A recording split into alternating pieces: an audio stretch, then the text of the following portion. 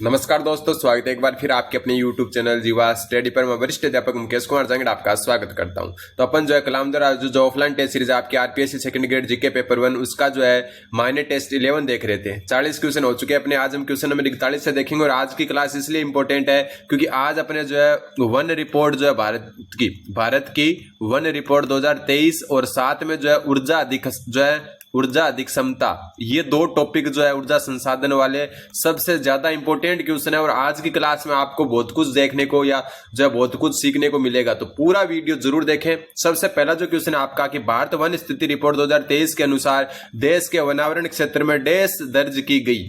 तो देखो, बात करें जो वनावरण क्षेत्र है तो वनावरण क्षेत्र में आपकी 0.02% की वृद्धि दर्ज की गई। ठीक है, बात करें वृक्षावरण की, किसकी बात करें? वृक्ष आवरण की, तो वृक्षावरण है जो है उसमें 1.34% की वृद्धि दर्ज की गई है। ठीक है, फिर बात करें कुल जो है आपका, कुल में क्या आ जाता है? वन प्लस वृक्ष दोनों आवरण आ जाते हैं। इसमें जो वृद्धि की गई है वो 0.17% की गई है। किसकी? 0.17% की वृद्धि दर्ज की गई है। तो ये आपको ध्यान में रखना है। सिर्फ वनावरण की पूछे तो भारत की बता रहा हूं मैं आपको, तो 0.02% की वृद्धि, वृक्षावरण में 1.34% की वृद्धि और कुल जो है उसमें 0.17 की वृद्धि हुई है परसेंट में। ठीक है, अपन जो है राजनीति विज्ञान की आज लाइव क्लास लेके आने वाले थे, लेकिन कुछ जो है जुकाम वगैरह कुछ ज्यादा हो रखी है, इसलिए जो लाइव आ पाना 1 घंटे से ज्यादा संभव नहीं हो पाएगा। जैसे तबीयत ठीक होगी मैं आपको जो है लाइव सेशन जो है प्रोवाइड करवा दूंगा। बाकी कोशिश की जा रही है, पैनल भी जल्द से जल्द रेडी हो जाएगा और कोशिश ये भी करूंगा कि भारत वन रिपोर्ट है और जो ऊर्जा क्षमता है उसका अलग से एक डिटेल क्लास करवाऊं, लेकिन थोड़ा सा टाइम लग सकता है, लेकिन करवा देंगे क्योंकि अभी भी अपने पास टाइम फुल है। अगला क्वेश्चन नंबर 42वां क्वेश्चन बोल रहा है आपका कि ISFR 2023 मतलब इंडियन जो फॉरेस्ट रिपोर्ट 2023 है उसके अनुसार देश में सर्वाधिक और न्यूनतम वन क्षेत्र प्रतिशत वाले राज्य क्रमशः कौन से हैं? इसमें आपको जो है 2 चीजों को ध्यान में रखना होगा।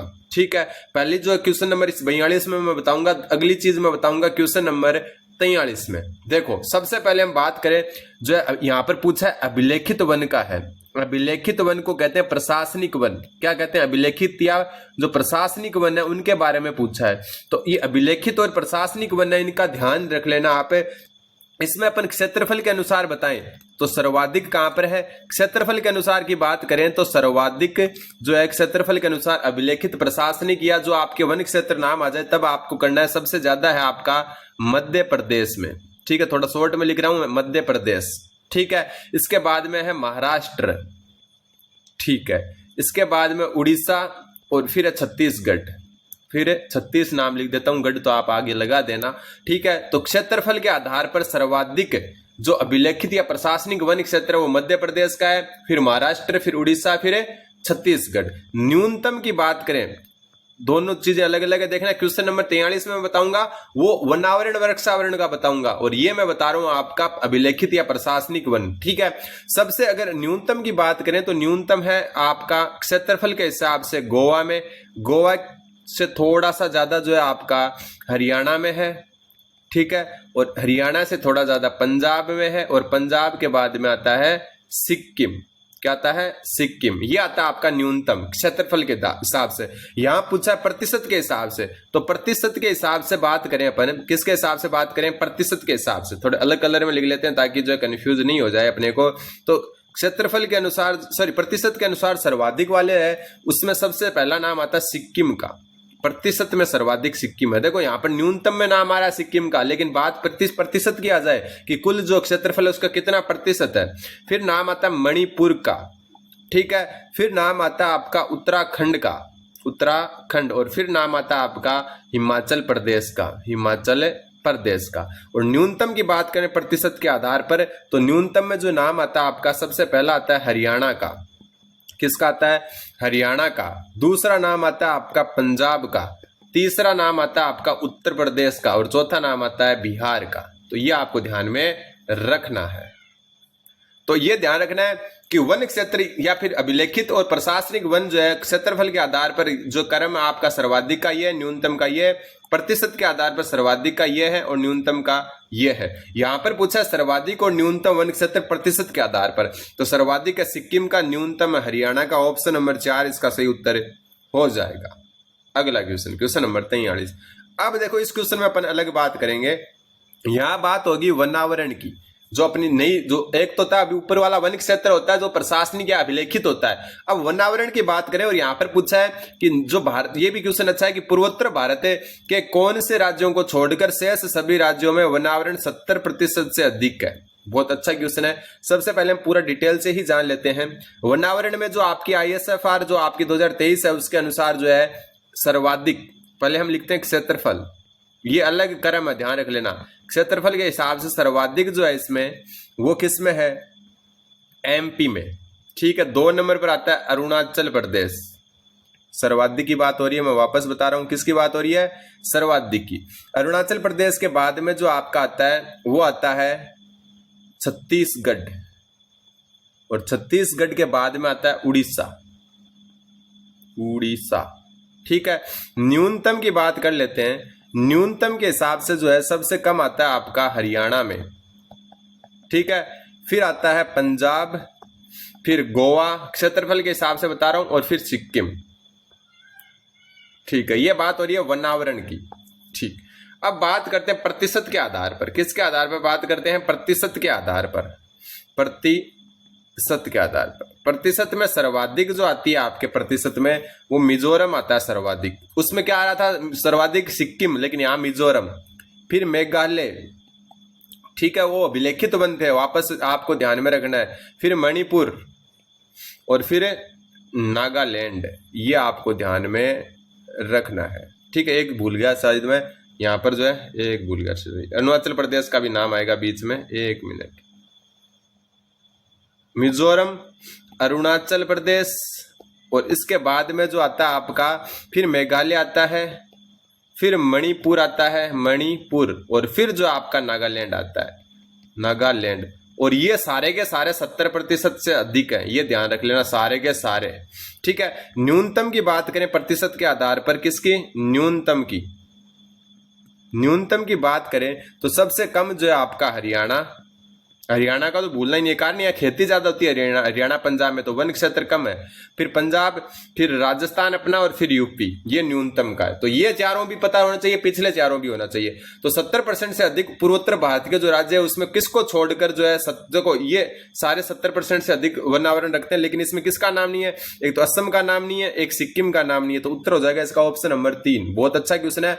असम और सिक्किम को छोड़कर जो है आपके शेष सभी पूर्वोत्तर राज्यों में 70% से अधिक जो है वनावरण है। Question number 44। आज का क्वेश्चन, आज का जो आपका ये जो सेशन है वो बहुत अच्छा होने वाला है, तो आप जो है पूरा वीडियो जरूर देखें।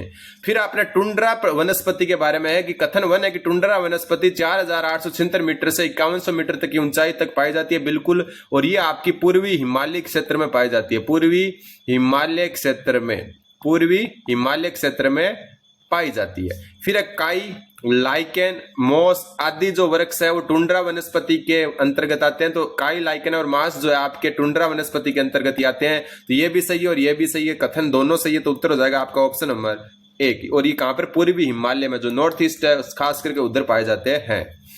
फिर जो आपका है पुरी और सेटी के वर्गीकरण के अनुसार साल, बांस, खेर तथा पेडुला आदि वृक्ष निम्नलिखित में से किस वनों के अंतर्गत आते हैं। पुरी और सेटी जो है इनका वर्गीकरण जो किया गया था इनके दोनों के द्वारा, उसमें साल, बांस, खेर और जो पेंडुला वृक्ष है वो किस प्रकार के वनों के अंतर्गत आते हैं, तो वो आते हैं, ध्यान रख लेना, शुष्क पतझड़ के अंतर्गत। ठीक है, बांस भी देखो शुष्क पतझड़ के अंतर्गत आता है, यह आपको ध्यान में रखना है।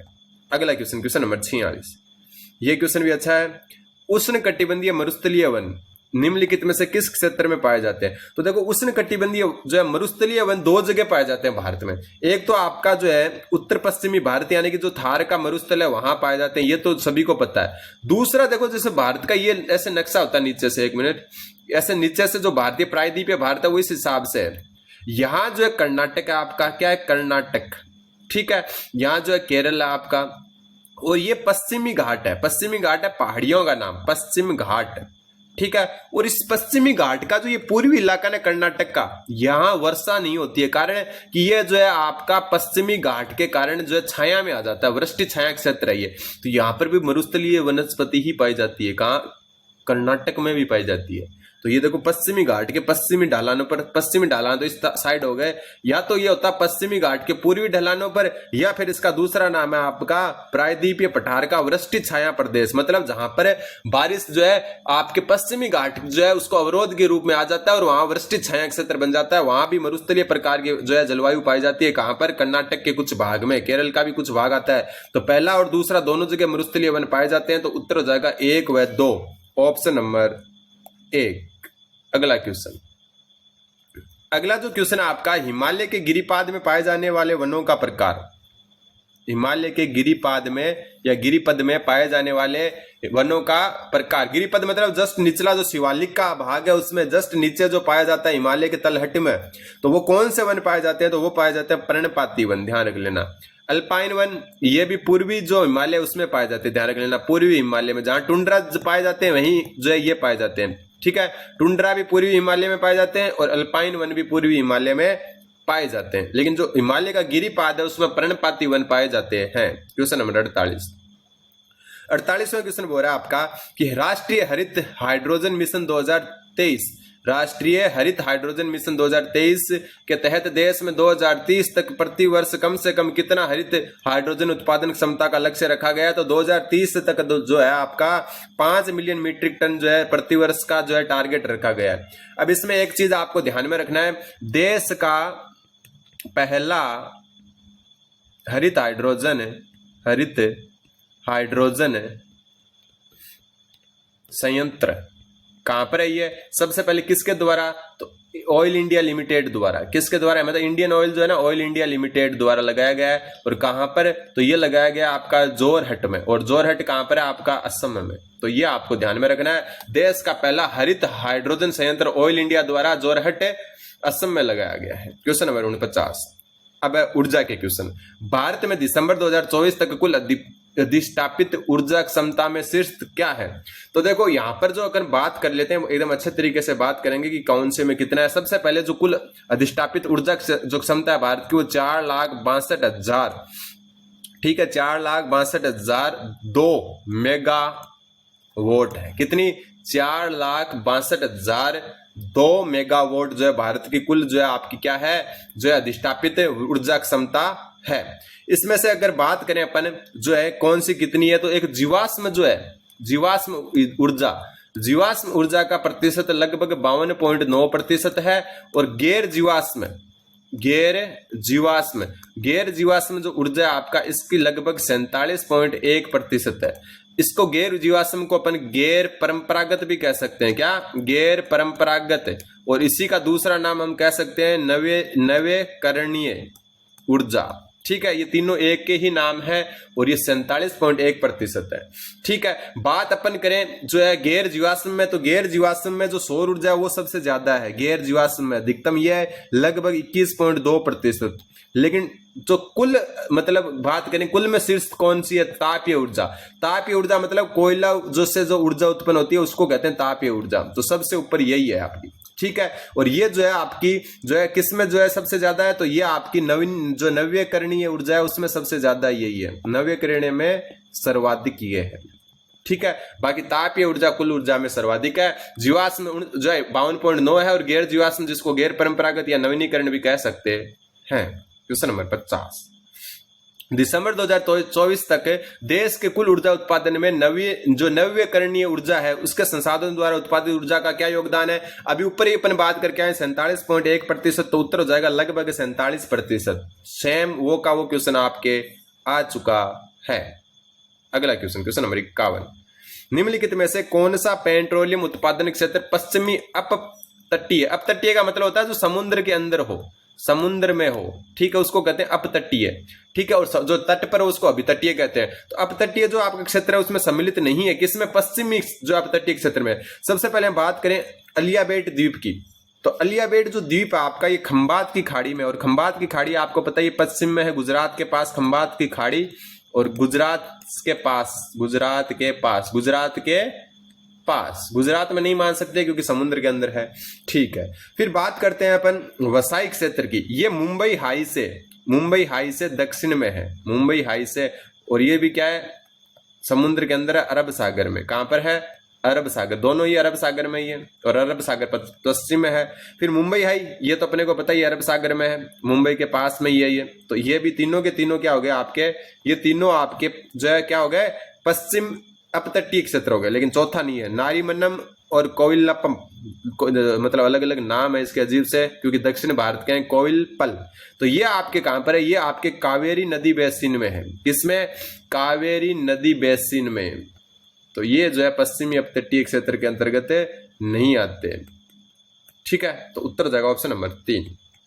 अगला क्वेश्चन, क्वेश्चन नंबर 52, निम्नलिखित में से भूतापीय, तापीय ऊर्जा अलग चीज है, भूतापीय अलग चीज है, ध्यान रख लेना, स्थल नहीं है। तापीय ऊर्जा तो कोयले से निर्मित होती है, भूतापीय जमीन के अंदर से जो है ताप निकलता है ज्वालामुखी के कारण या अन्य कारण से।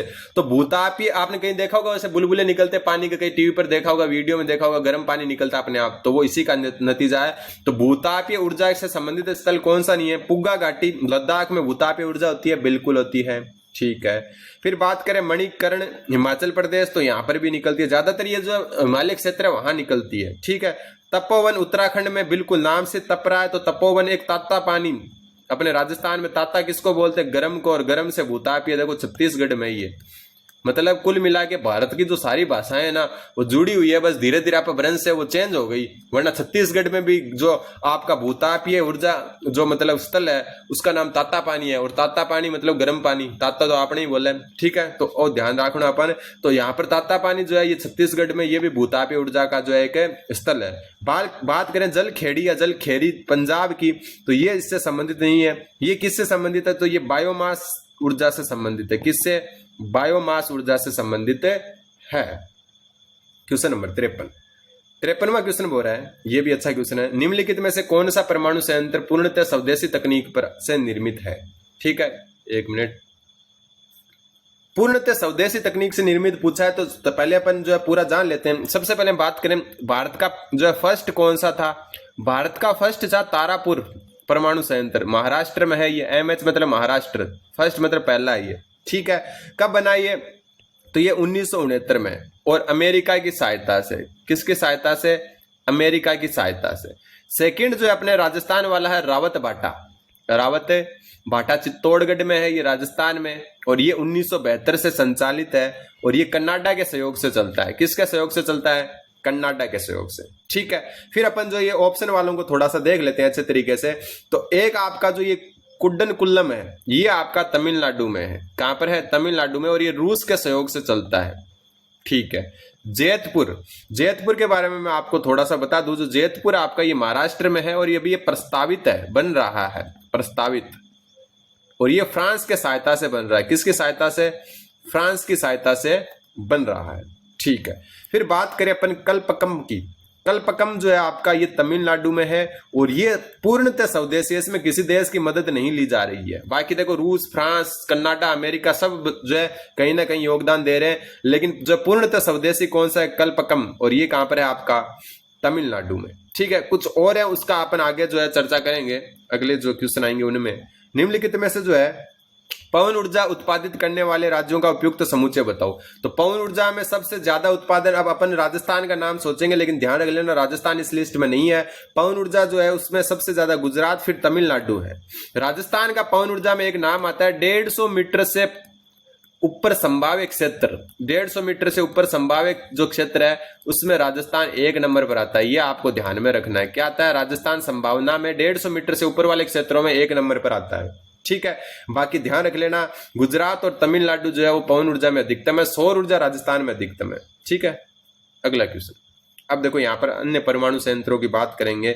निम्नलिखित परमाणु संयंत्र में अवस्थित में असुमेलित बताना है। केगा जो है आपका कर्नाटक में है, केगा परमाणु संयंत्र कर्नाटक में, ये उत्तर हो जाएगा। बाकी काकरापारा नाम से पता चला, शक्करपारा, काकरापारा गुजरात में है, तारापुर महाराष्ट्र में बात कर चुके, नरोरा उत्तर प्रदेश में। ठीक है, ये सही है, ये केगा जो है कर्नाटक में है। बाकी ऊपर अपन देख चुके कौन सा कहां पर है।